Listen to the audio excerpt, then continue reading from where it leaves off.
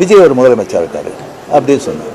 நான் என்ன second shock, அதை மீடியா மாதிரியே தெரியுது எனக்கு. ஃபோன் வச்சுக்கிட்டு நான் அப்படியே பார்த்து சிரிச்சு நான் போயிட்டேன்.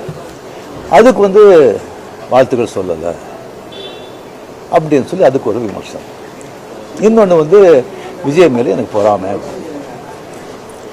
நான் அரசியல் இல்லை, அரசியல் நான் இல்லைன்னு சொல்லி விலகி ஆச்சு. அரசியல் நான் இல்லாத போது அவர் மேலே எனக்கு ஏன் பொறாமை? ஒருவேளை கமல்ஹாசன் ஏதாவது முதலமைச்சர் தான் எனக்கு பொறாமை வந்திருக்குமோ என்னமோ தெரியாது. அப்போ கூட வந்திருக்காது. கிடைக்காது, கிடைக்காம இருக்காது, கிடைக்காம இருக்கிறது கிடைக்காது.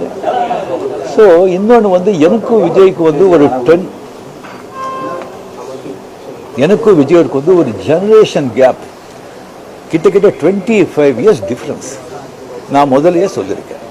நான் விஜயை நான் இதை கம்பேர் பண்ணிக்கிட்டா அது எனக்கு நல்லது இல்லை, கெட்ட பேர். விஜய் என்னை பற்றி கம்பேர் பண்ணிட்டா அவருக்கு நல்லது இல்லை. சின்ன வயசுலேருந்து அவர் பார்த்துட்டு இருக்காரு. அவர் சிஎம் ஆனதில் எனக்கு என்ன போகிறாங்க? அது இவ்வளோ சின்ன வயசில் 52 வயசில் எம்ஜிஆர் என்டிஆர் சாதனை பண்ணுறதை விட அதை விட ஜாஸ்தி. கம்ப்ளீட்டாக சென்டர் பிஜேபி எவ்வளோ பெரிய பவர்ஃபுல் சென்டர். இங்கே 2 பெரிய கட்சிகளை எதிர்த்து தனி ஆளை ஜெயிச்சிருக்காங்க.